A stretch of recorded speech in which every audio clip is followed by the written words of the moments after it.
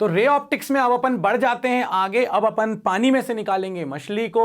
अब अपन एक glass slab से देखेंगे दूसरी तरफ। अब अपन लोग ऑप्टिकल फाइबर की बातें करने वाले हैं। अब अपन जियो की बातें करने वाले हैं। इस वीडियो में ये सारी बातें होंगी और सब यहां जाएंगी। तो चलिए शुरू करते हैं।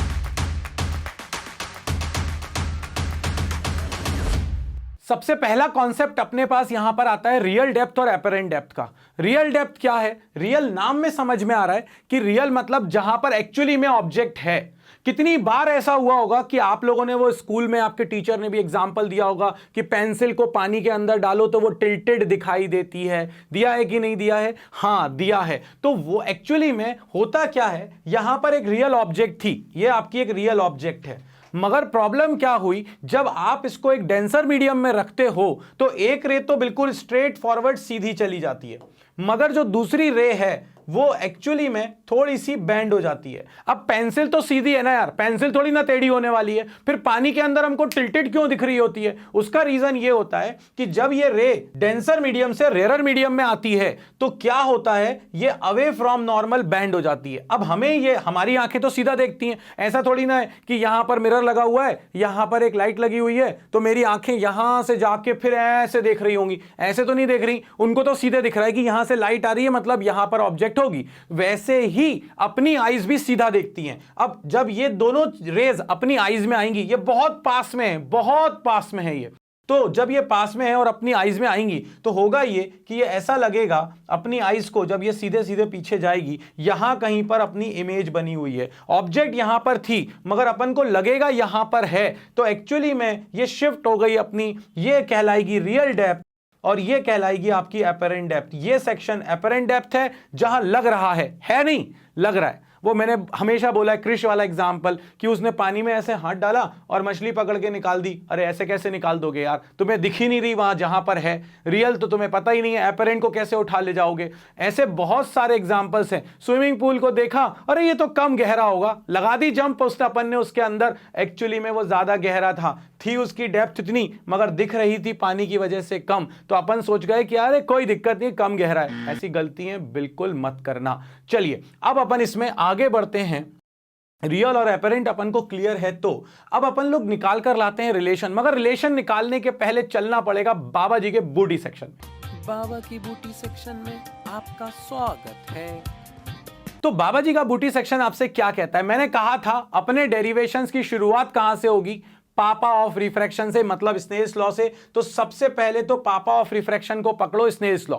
जैसे ही स्नेल्स लॉ लिखोगे तुम्हारे दिमाग में एक घंटी बजेगी कि करें क्या आगे, mu is equal to sine i upon sine r है, आगे क्या करें? तो भाई अब कुछ मत करो, साइन आई और साइन आर की वैल्यू निकालो, क्योंकि आपकी रे जा रही है कहां से कहां जा रही है? ये डेंसर मीडियम से रेयर मीडियम में जा रही है। ये आपका एंगल ऑफ इंसिडेंस है, तो इसके जस्ट अपोजिट ये एंगल भी आपका एंगल ऑफ इंसिडेंस हो जाएगा और ये एंगल आपका एंगल ऑफ रिफ्रैक्शन है, तो इसके अपोजिट में ये वाला एंगल भी आपके पास एंगल ऑफ रिफ्रैक्शन हो जाएगा। तो अब बूटी का सेकंड पॉइंट ये कहता है कि दो ट्राइंगल ढूंढो आप, एक ट्राइंगल से साइन आई निकालो, दूसरे ट्राइंगल से साइन आर निकालो, रख दो, और ये जो पॉइंट है ए और बी, ये बहुत पास में है यार, बहुत ही ज्यादा पास में है। तो इसीलिए ये जो लेंथ आएगी ना आपके पास ओ से लेके बी तक की लेंथ, क्योंकि ये लाइन बहुत ही ज्यादा पास है ओए के, तो ओबी जो है ये ओए के लगभग लगभग बराबर हो जाएगी। डेरिवेशन खत्म। कहां से शुरू करा? स्नेल्स लॉ से। फिर कहां आए? Sine i. फिर कहां आए? Sine r.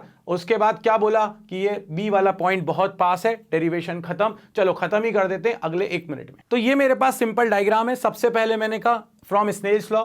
अब आपको यह ध्यान रखना है कि आप जा रहे हो डेंसर मीडियम से रेयर मीडियम में, आपकी ऑब्जेक्ट डेंसर मीडियम में है, तो आप लिखोगे यहां पे डी म्यू आर, ये बहुत ध्यान रखना था, sine i upon sine r. अब हम तो हमेशा डेंसर का निकालते हैं, रेयर का नहीं निकालते अपन, डेंसर का निकालते हैं। अब मुझे रेयर को आगे लाना है, डेंसर को पीछे ले जाना है, तो जब अपन को इंटरचेंज करना होता है तो पिछले वीडियो में सीखा है प्रिंसिपल ऑफ रिवर्सिबिलिटी, ये हो जाएगा 1 अपॉन आर म्यू डी। अगर आप डी म्यू आर लिख रहे हो तो डी म्यू आर आपके पास हो जाएगा 1 अपॉन आर म्यू डी, बस दैट्स इट, यहां पर रख दो।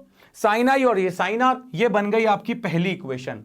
फर्स्ट इक्वेशन के बनते ही अब आपको क्या करना है, अब आपको कुछ नहीं करना है, अब आपको साइन आई की वैल्यू चाहिए। तो उसके लिए मैंने आपसे कहा था कि अगर ये एंगल, ये इंसिडेंट रे है, ये नॉर्मल है, ये एंगल है एंगल ऑफ इंसिडेंस, तो अगर आप गौर से देखो ये वाला ट्राइंगल, तो ये ट्राइंगल आपसे कह रहा है कि ये एंगल भी एंगल ऑफ इंसिडेंस होगा क्योंकि ऑल्टरनेट इंटीरियर एंगल्स हैं। तो अगर ये अपने पास आई है, ये भी आई है, तो एंगल के सामने वाली साइड हो गई परपेंडिकुलर, हाइपोटेन्यूज हो गया ए बी, तो ये आ गया अपने पास sine I is equal to A B upon O B. इसके बाद क्या, इसके बाद अपन ने कहा कि ठीक है ये तो आ गया हमारे पास, अब आप हमें साइन आर निकालना सिखाओ। तो साइन आर भी निकाल लेते हैं अपन। साइन आर के लिए आपको ये ट्राइंगल दिख रहा है क्योंकि ये आर है, इसी रे को पीछे बढ़ाया और ये एक ट्राइंगल बन गया। ये जो ट्राइंगल है ये आर का ट्राइंगल होगा। क्यों? क्योंकि ये आर है तो ये भी आर है, दोनों पैरेलल लाइंस हैं, ये वाली और ये वाली, और यही लाइन कट कर रही है, करस्पॉन्डिंग एंगल हो गए आर। अब ये देखो sine R A B upon I B, ये आई है अपने पास I B, so A B upon I B अपने पास हो गया साइन आर। दोनों को क्या करना था, इस इक्वेशन में रखना था, रख डालो, रख दिया मैंने, तो ये क्या आ गया 1 अपॉन म्यू। जब मैं म्यू लिख रहा हूं तो ऑटोमेटिकली ये कंसीडर किया जा रहा है कि ये आर म्यू डी है। साइन आई की वैल्यू हो गई A B upon O B, sine R की वैल्यू हो गई A B upon I B, A B से A B cancel, I B चला गया ऊपर, तो ये आ जाएगा I B upon O B. So 1 upon mu is equals to I B upon O B. Mu की वैल्यू आपके पास आ जाएगी O B upon I B, उल्टा कर दिया। ठीक है, ये बात तो समझ में आ गई। अब आगे की कहानी समझाओ बाबा जी आप। तो चलो आगे की बात समझाता हूं, क्योंकि ये तुम्हारे पास जो बी वाला पॉइंट है ये बहुत ज्यादा पास है ए के। भैया इतनी बड़ी आंखें थोड़ी ना है कि इतनी बड़ी आंखों से देखोगे क्या तुम, नहीं है अपने पास इतनी पिद्दू सी आंखें हैं अपनी, उसमें भी इतना सा पीपल है जहां से अंदर लाइट वो जा रही होगी। अगर मैंने बायो का सही टर्म बोला है तो कमेंट में बता देना कि सही बोला आपने, क्योंकि मुझे तो ना बायो से भयंकर ही डर लगता है, मतलब भयानक वाला डर लगता है। खैर मगर ठीक है, चलता है, मतलब हंसोगे नहीं तो है ना। चलो अब यहां पर देखो, अगर ये बी वाला पॉइंट बहुत पास है तो ये वाली जो रे है ये बहुत पास से जा रही है। अगर ये बहुत पास से जा रही है, ये बी वाला पॉइंट होगा क्योंकि ये पास में है, तो ये जो ओ बी लेंथ है ये ओ ए के बराबर है, और ओ ए क्या है आपके पास, रियल डेप्थ। और अगर आप देखो तो ये जो ओ बी वाली आई बी वाली लेंथ है, ये आई बी ये जो है ये छोटा सा आई ए के बराबर है, क्योंकि बी वाला पॉइंट बहुत पास है ए के, तो अपने पास ओ बी बन जाएगा O A which is real depth, और आई बी बन जाएगा I A which is actually apparent depth. तो आपके पास आ गया mu is equal to real depth upon apparent depth. That's it, कहानी खत्म, पैसा हजम। सबसे पहले स्नेल्स लॉ, साइन आई निकाला, साइन आर निकाला, साइन आई और साइन आर की वैल्यू रख दी, बी पॉइंट को ए के बहुत पास कर दिया, आ गया अपने पास mu is equal to real depth upon apparent depth. Derivation खत्म, पैसा हजम। अब अपन से पूछा जाता है कि एक्चुअली में ये कितना ऊपर दिखेगा। ओ पर था, आई पर दिख रहा है, तो ये छोटी सी डिस्टेंस है, जिसे अपन बोल रहे हैं इतने से मेरी ऑब्जेक्ट ऊपर की तरफ शिफ्ट हो गई, उसकी जो इमेज है। तो ये आपसे पूछा जाएगा कि ये शिफ्ट कितना है। अगर आपसे पूछा जाएगा कि ये शिफ्ट कितना है, तो अब शिफ्ट के लिए आपको कुछ नहीं करना। आप समझो जरा इस चीज को अच्छे से। अगर मैं आपको डायग्राम्स के थ्रू भी समझाने की कोशिश करूं, तो ये आपके पास ऑब्जेक्ट थी और यहां पर आपकी इमेज बन रही थी, और आपके पास जो ये है ये रियल डेप्थ है, और ये जो सेक्शन है ये एपरेंट डेप्थ है। तो अगर आपसे मैं कहूं कितना शिफ्ट हुआ, तो शिफ्ट के लिए आप क्या बोलोगे? आप बोलोगे बाबा जी अपन को अगर ये निकालना है तो real depth minus apparent depth करेंगे तो ये ओ आई आ जाएगा शिफ्ट। तो shift is equal to h minus h dash. अगर अपन देखें म्यू की वैल्यू होती है real depth upon apparent depth, बड़ा अपॉन छोटा। रियल हमेशा बड़ा, एपरेंट हमेशा छोटा, जब ऑब्जेक्ट डेंसर मीडियम में हो। तो अगर यहां देखें तो एच डैश को इधर ले जाओ, म्यू को नीचे लाओ, एच डैश की वैल्यू हो गई एच अपॉन म्यू। जैसे ही एच अपॉन म्यू हुई आपके पास, आप इस एच डैश की वैल्यू को यहां रख दो, उठाकर रखोगे तो ये आ जाएगा H minus H upon mu, H common 1 minus 1 upon mu. ये आ गया आपके पास शिफ्ट, कहानी खत्म। H minus h dash, numerical में ये फॉर्मूला लगाओगे, याद है तो अच्छी बात है, मैं नहीं लगाता, मैं तो इस फॉर्मूले से एच डैश निकाल देता हूं और शिफ्ट को बोल देता हूं एच माइनस एच डैश, कहानी खत्म। और न्यूमेरिकल से याद आया, नीचे मिल जाएंगे तुम्हें न्यूमेरिकल के लिए वीडियो के लिंक, तो बस उस वीडियो के लिंक पे क्लिक करना और न्यूमेरिकल कर डालना, टेंशन खत्म। टेंशन नहीं लेने का न्यूमेरिकल की, बाबा जी है ना, बाबा जी ने पहले से ही तुम्हारे न्यूमेरिकल के वीडियो बना के रखे हैं, नीचे डिस्क्रिप्शन में लिंक दी हुई है, क्लिक करो, न्यूमेरिकल खत्म। अब अपन बढ़ते हैं आगे। अब यहां पर अपने पास एक केस और आता है, और वो केस ये है कि ये नेशनल फ्लैग नहीं है, मतलब ये मत सोचना मैंने कंप्लीट नहीं किया है ना, सर्कल नहीं है अंदर। ये अपने पास अलग अलग मीडियम्स हैं, है ना। ये मीडियम जो है ये फर्स्ट मीडियम है, ये अपने पास सेकंड मीडियम है, ये अपने पास थर्ड मीडियम है। अभी तक एक मीडियम था, ऑब्जेक्ट रखी हुई थी और हमें दिख रही थी कहीं पे, मगर अब 3 मीडियम आ गए। और भी हो सकते थे, बहुत सारे मीडियम आ जाते, 3 की जगह n हो जाते मीडियम। तो क्या करेंगे भैया, सीबीएसई का मानना थोड़ी ना है, सीबीएसई तो कुछ भी दे देगा तुमको, वो बोलेगा ये तो पढ़ना चाहिए था, तुम सीबीएसई वाले हो, तुम्हारे अंदर मतलब सीबीएसई नहीं होगा, अपन लोग ऐसे हो गए कि हमें आप कुछ भी दे दो, आइंस्टीन है हम सब। अरे यार, घुट्टा मरवा मरवा के तुम लोगों ने पता नहीं हमें क्या बना दिया, ऊपर से अब हमारे अंदर का एक रिसर्चर निकाल के लेके आते हैं ये लोग पेपर में। ऐसा कुछ नहीं है, अपन कर लेंगे, टेंशन मत लो, बाबा जी हैं तुम्हारे साथ, मगर ये पेपर ये लोग जस्टिफाई नहीं बनाते। अपन देखें यहां पर अपने पास म्यू क्या था, रियल अपॉन एपरेंट, ठीक। तो इस केस में अगर इसकी अपने पास हाइट जो है या डेप्थ जो है h1 है, इसकी h2 है, इसकी h3 है, तो टोटल कितनी हो गई, h1 plus h2 plus h3। और अगर आप देखो तो पहला वाला मीडियम होता सिर्फ h का, तो कितनी होती है अपेरेंट हाइट, क्योंकि mu is equal to h upon h dash है, तो आप ये कह सकते हो क्या कि h डैश का फॉर्मूला हो गया h अपॉन म्यू। तो सिर्फ एक ही काम करना है तुम्हें, फूट डालो, शासन करो, डिवाइड एंड रूल, सब जगह यही चल रहा है, अपन को भी यही लगाना है। देखो ये आ गया h1 रियल डेप्थ, और म्यू इसका अपने पास क्या है, रिफ्रैक्टिव इंडेक्स, तो इसके लिए अपेरेंट हाइट कितनी आएगी, h1 अपॉन म्यू 1। दूसरे वाले के लिए अगर दूसरा वाला अकेला होता तो क्या आता है, h की जगह h2, म्यू की जगह पे म्यू 2। तीसरे वाले केस में अपेरेंट हाइट कितनी आती है, अपनी अपेरेंट डेप्थ कितनी आती, ये आती है अपने पास h3 अपॉन म्यू 3। तो कहानी खत्म हो गई। आपके पास जो अपेरेंट डेप्थ आएगी, जब ये तीनों एक साथ आएंगे तो तीनों की जो इंडिविजुअल अपेरेंट डेप्थ है उन तीनों का सम कर दो, तो आपके पास अब अपेरेंट डेप्थ आ गई h1 upon mu 1 plus h2 upon mu 2 plus h3 upon mu 3। n तक होते तो तुम तो nb में भी खुश हो जाओगे अब, क्यों, क्योंकि अपन तो कर ही सकते हैं, इंडिविजुअल एक एक का निकालो, ऐड कर दो, बस। इसके बाद रियल डेप्थ, अब देखो इक्विवेलेंट म्यू अगर इसका निकालना है तो रियल डेप्थ क्या है, h1 plus h2 plus h3। Apparent depth क्या है, h1 upon mu 1 plus h2 upon mu 2 plus h3 upon mu 3, individual वाला। कहानी खत्म। मल्टीपल मीडियम भी होगा तो अब हम कर सकते हैं कि नहीं कर सकते हैं, हाँ कर सकते हैं। तो चलिए अब अपन बढ़ते हैं नए कॉन्सेप्ट की तरफ और आगे की कहानी देखते हैं। अब हमारे पास आता है refraction through a glass slab and optical path, मतलब कि अब अपन को ग्लास स्लैब के थ्रू रिफ्रैक्शन की बात करनी है। अगर आपको ग्लास स्लैब के थ्रू रिफ्रैक्शन की बात करनी है तो आपको कुछ नया नहीं करना है, बहुत सिंपल, अपन पहले कर चुके हैं, बस इसको अपन पहले देख नहीं पाए थे वैसा। और इसको करने के लिए तुम्हें सबसे पहले मैं दोबारा से इस वीडियो में दूसरी बार देने जा रहा हूं बूटी। बाबा की बूटी सेक्शन में आपका स्वागत है। हमसे क्या कहा जाएगा, हमसे कहा जाएगा कि ये रे देखो, ये रे आई यहां से, ये रे बैंड हो जाएगी टुवर्ड्स नॉर्मल, क्योंकि ये दोनों सरफेसेस पैरेलल हैं और ये जो पहला मीडियम और लास्ट मीडियम है ये दोनों मीडियम सेम है। तो जितनी ये रे बैंड होगी टुवर्ड्स नॉर्मल, उतनी ही जब बाहर निकलेगी तो अवे फ्रॉम नॉर्मल। तो इसीलिए फाइनली जो इमर्जेंट रे होगी और जो हमारे पास ये इंसिडेंट रे थी, अगर हम आगे बढ़ाएं तो ये दोनों आपस में पैरेलल होंगी। और हमसे कहा जाएगा इनके बीच का जो गैप है, ये जो डी गैप है, इस डी मतलब ये जो गैप है जिसको अपन बोलते हैं लेटरल डिस्प्लेसमेंट। तो ये जो लेटरल डिस्प्लेसमेंट है आपको ये निकाल कर दिखाना है कि कितना डिस्प्लेस हो गया लेटरली, मतलब पैरेलली, मतलब कि डायरेक्शन नहीं बदली उसने। आपने मारी थी हेडशॉट, लगी है पेट पे, गई उधर ही है, मगर बस पैरेलली शिफ्ट हो गई थोड़ा सा। तो यार ये अपन से कहा जाएगा निकालने के लिए। आपको कुछ नहीं करना है, आपको सिर्फ और सिर्फ अब ये देखना है। देखो समझो बूटी क्या कह रही है, आपको ये देखना है कि आपको ये निकाल कर लाना है। हाँ ठीक है, ये निकाल के लाना है। ये परपेंडिकुलर ड्रॉप करा अपन ने, यही है अपन को जो निकाल के लाना है डिस्प्लेसमेंट। सबसे पहले आपको एक ट्राइंगल दिखेगा, ये इस ट्राइंगल से आप निकालोगे डी, और ये एंगल अगर आप देखो तो ये आई है, तो ये छोटा सा जो एंगल है ये है आई माइनस आर।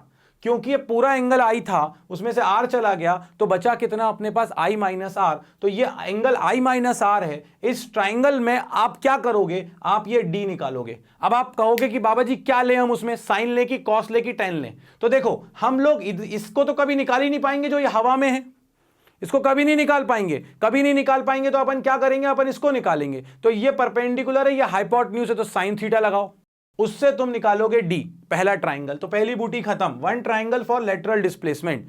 इसके बाद अब आपके पास ये ई से लेके एफ तक की जो लेंथ है इसको निकालना है। अब इस लेंथ को कैसे निकालें यार? इस लेंथ को निकालने के लिए अपन क्या करेंगे, इस परपेंडिकुलर को आगे बढ़ा देंगे। जब आप आगे बढ़ा दोगे तो आपको एक ट्राइंगल और दिखेगा, ये वाला। जैसे ये ट्राइंगल दिखेगा, ये तो थिकनेस है, ये हमें पता है, हमें ईएफ निकालना है। और ये जो एंगल है अपने पास, ये वाला एंगल है आर।